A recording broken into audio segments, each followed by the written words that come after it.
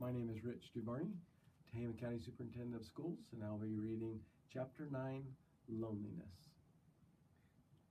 The next day was rainy and dark. Rain fell on the roof of the barn and dripped steadily from the eaves. Rain fell in the barnyard and ran in crooked courses down into the lane where thistles and pigweed grew. Rain spattered against Mrs.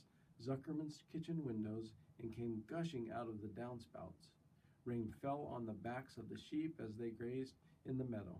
When the sheep tired of standing in the rain, they walked slowly up the lane and into the fold. Rain upset Wilbur's plans. Wilbur had planned to go out this day and dig a new hole in his yard. He had other plans too. His plans for the day went something like this. Breakfast at 6:30, skim milk, crusts, middlings, bits of donuts, wheat cakes with drops of maple syrup sticking to them, potato skins left over custard pudding with raisins and bits of shredded wheat. Breakfast would be finished at 7. From 7 to 8, Wilbur planned to have a talk with Templeton, the rat that lived under his trough. Talking with Templeton was not the most interesting occupation in the world, but it was better than nothing. From 8 to 9, Wilbur planned to take a nap outdoors in the sun.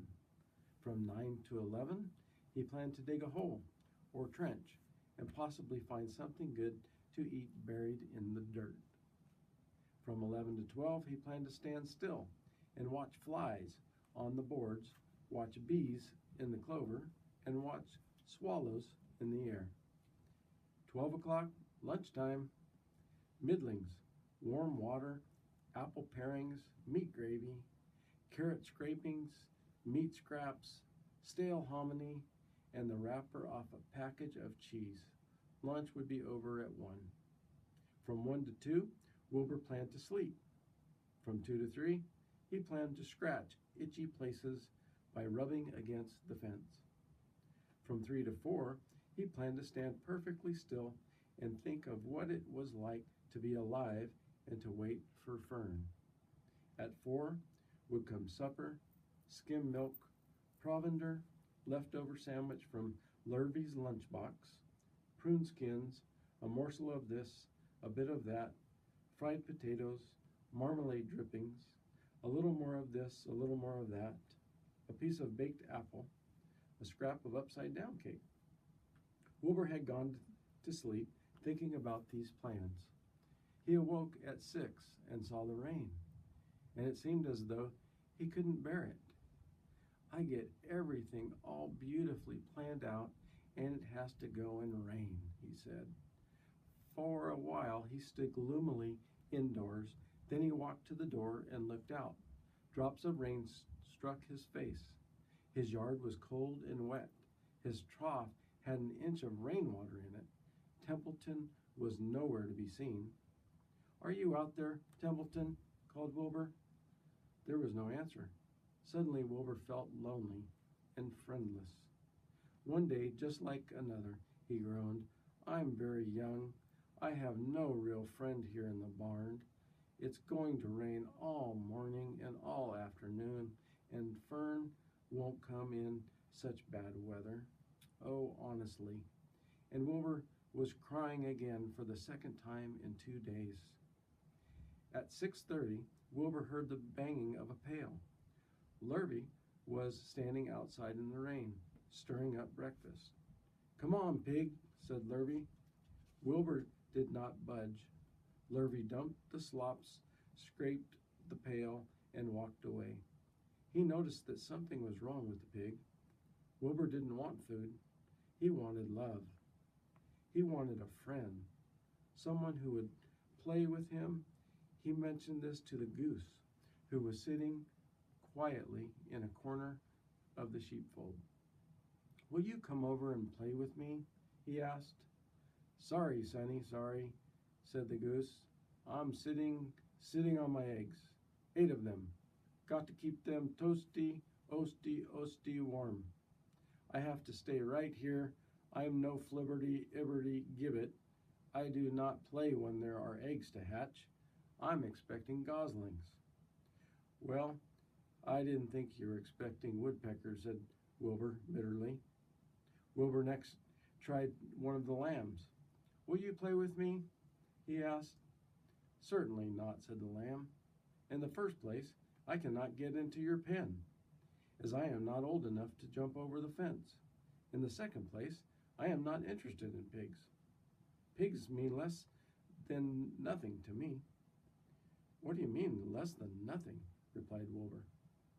I don't think there is any such thing as less than nothing. Nothing is absolutely the limit of nothing. Nothing is absolutely nothing. It's the lowest you can go. It's the end of the line. How can something be less than nothing? If there were something that was less than nothing, then nothing would not be nothing. It would be something, even though it's just a very little bit of something. But if nothing is nothing, then nothing has nothing that is less than it is. Oh, be quiet, said the lamb. Go play by yourself. I don't play with pigs. Sadly, Wilbur lay down, listened to the rain. Soon he saw the rat climbing down a slanting board that he used as a stairway. Will you play with me, Templeton? Asked Wilbur. Play, said Templeton, twirling his whiskers. Play? I hardly know the meaning of the word. Well, said Wilbur, it means to have fun, to frolic, to run, and skip, and make merry. I never do those things if I can avoid them, replied the rat sourly. I prefer to spend my time eating, gnawing, spying, and hiding. I am a glutton, but not a merrymaker. Right now I am on the way to your trough to eat your breakfast, since you haven't got sense enough to eat it yourself. And Templeton the rat crept stealthily along the wall and disappeared into a private tunnel that he had dug between the door and the trough in Wilbur's yard. Templeton was a crafty rat, and he had things pretty much his own way. The tunnel was an example of his skill and cunning. The tunnel enabled him to get from the barn to his hiding place under the pig trough without coming into the open.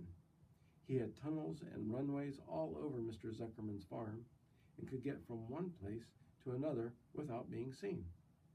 Usually, he slept during the daytime and was abroad only after dark. Wilbur watched him disappear into his tunnel.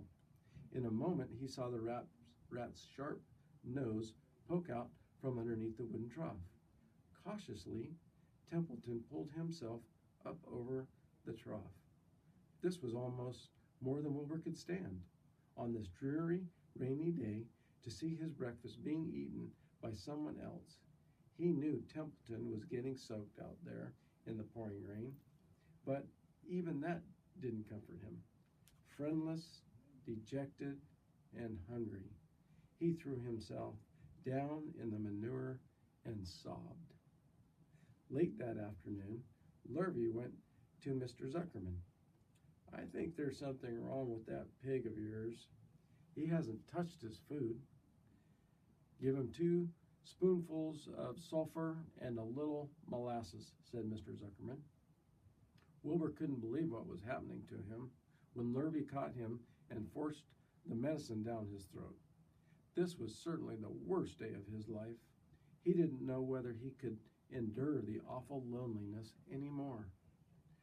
Darkness settled over everything. Soon there were only shadows and the noises of the sheep chewing their cuds, and occasionally the rattle of a cow chained up overhead. You can imagine Wilbur's surprise when out of the darkness came a small voice he had never heard before. It sounded rather thin, but pleasant. Do you want a friend, Wilbur? It said. I'll be a friend to you. I've watched you all day, and I like you. But I can't see you, said Wilbur, jumping to his feet. Where are you? And who are you? I'm right up here, said the voice.